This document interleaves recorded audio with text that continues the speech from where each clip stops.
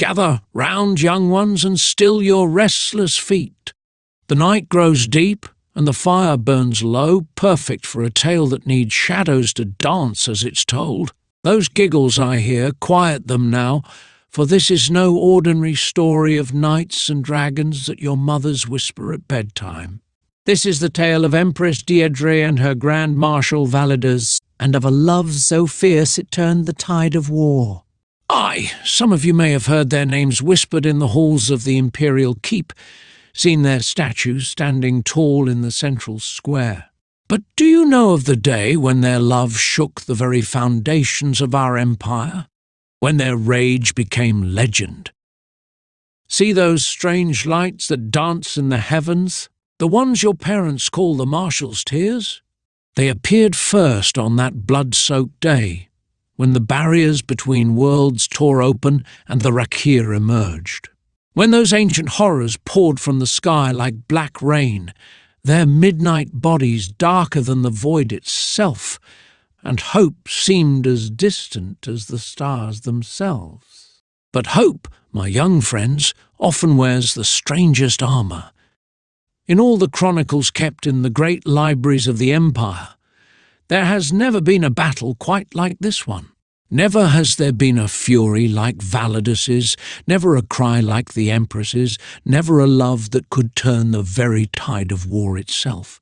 Some say the ground still trembles where they made their stand, that, on quiet nights, if you press your ear to the earth in that valley, you can hear the echoes of 10,000 voices crying out their Empress's name. The luminescent ichor of the Rakir that soaked the soil that day left patches that still glow under the new moon, nature itself remembering their victory. But I'm getting ahead of myself.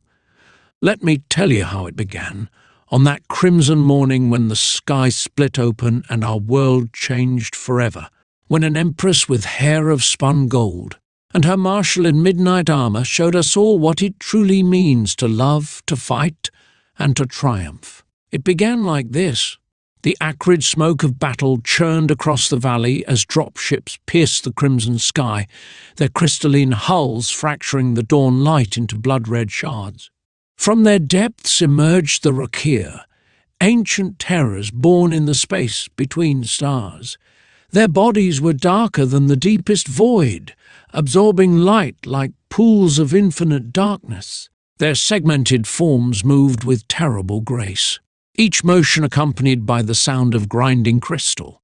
Wave after wave of these cosmic horrors poured forth, their razor-sharp limbs clicking against their midnight black carapaces, their presence alone seeming to dim the very sun. Empress Diedre stood defiant, her obsidian armour with its gilded trim catching the dying light like a dark star. Her golden hair, once tamed in an intricate warrior's braid, had broken free in the chaos, whipping around her face like spun sunlight. At her side, Grand Marshal Validus towered in his titanium alloy plate, a behemoth in black armour that made him appear more siege engine than man. Arch-reactive plates shifted across his massive frame with each movement, the armour's ancient runes pulsing with a subtle crimson glow. They fought back to back, their movements a deadly dance honed through years of combat and marriage. But the tide shifted. A surge of Rakir separated them, their midnight forms creating a maze of living darkness between husband and wife. Diedre held her ground, Stormweaver, her ancestral blade, singing through the air as she carved through their ranks. Yet for each monster she felled, two more took its place, their forms emerging from the shadows as if born from darkness itself. Their obsidian claws found purchase in her armour, dragging her down beneath a writhing mass of night-black horror. From across the battlefield, Validus saw her fall. Something primordial awakened in him then, a fury older than civilization itself, born of love and terror and desperate need. The Worldrender, his massive Zweihander forged in the heart of a dying star, became an extension of his rage. Those who stood between him and his Empress died in fountains of luminescent ichor, their midnight bodies shattering like dark glass against his armour. Then came the leap, a moment that would be immortalised in song for generations. Validus's battle cry shattered windows for miles as he launched himself across the battlefield, his impossible arc carrying him to the centre of the Rakir swarm that threatened his beloved. The impact alone crushed a dozen of the creatures, their bodies exploding into clouds of midnight shards. What followed wasn't combat, it was annihilation. The world render became a hurricane of steel in Validus's hands, each swing cleaving multiple Rakir into obsidian rain.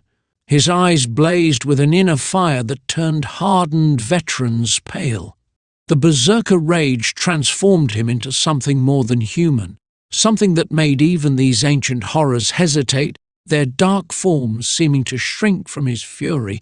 Diedre watched transfixed as her husband, her rational strategic Marshal, became an avatar of destruction. Her aureate tresses were now slick with the Rakir's luminescent ichor, turning her golden hair into streams of molten metal that whipped around her face.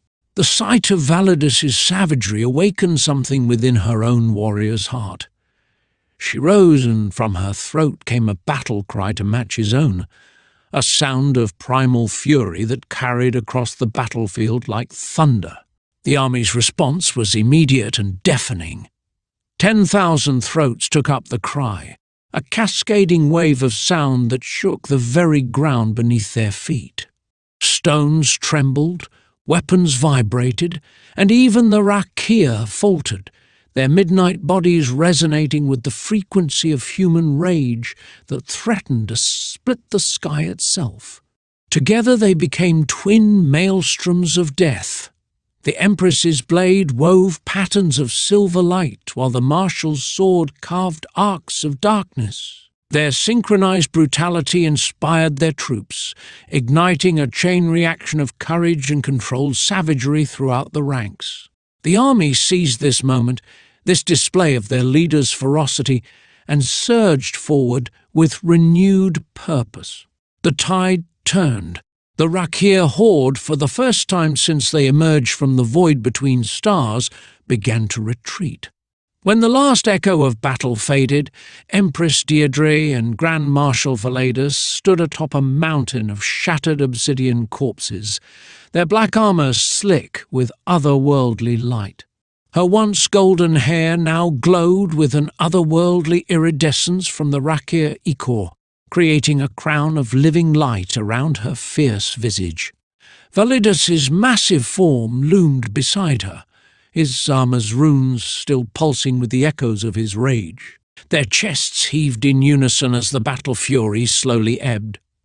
Below, their army gazed up in reverent silence, witnessing their leaders transformed into living legends. Validus moved with the same decisive power he'd shown in battle. His gauntleted hand caught Diedre's waist, pulling her to him with an urgency that spoke of both victory and desperate relief. Their armour met with a clash of metal, but neither cared. His other hand cupped the back of her head, fingers threading through her blood-luminescent golden hair. Watching as the ethereal glow made each strand shimmer like threads of starlight and gold, he claimed her lips with a kiss that rivaled their battle fury in its intensity. It was a kiss born of war and survival, of protection and partnership, of relief and triumph. The luminescent ichor, coating their armour, glowed brighter, as if even the essence of their fallen enemies acknowledged the power of this moment. Diedre's hands gripped the edges of his massive pauldrons, returning the kiss with equal fervour, their shared adrenaline and love creating something electric between them. When they finally broke apart, their eyes blazing with the remnants of battle rage and passion, they turned as one to face their army. The sun at their backs cast their silhouettes in sharp relief, the towering Marshal and his warrior Empress, their armour gleaming with otherworldly light, standing amidst their victory. In perfect synchronization, they raised their weapons skyward, Worldrender and Stormweaver crossing high above their heads, still dripping with the luminescent blood of their enemies. The army's response began as a whisper, then grew like an approaching storm. "Diedre!" The first cry shook loose stones from the nearby cliffs. "Diedre!" The second made the very air vibrate, the dropships creaking under the sound's pressure. "Diedre!" The final cry was deafening. A roar of 10,000 voices united in devotion and triumph, echoing across the valley like rolling thunder. Birds took flight from distant forests, and the remaining Rakir corpses seemed to shudder under the sonic onslaught.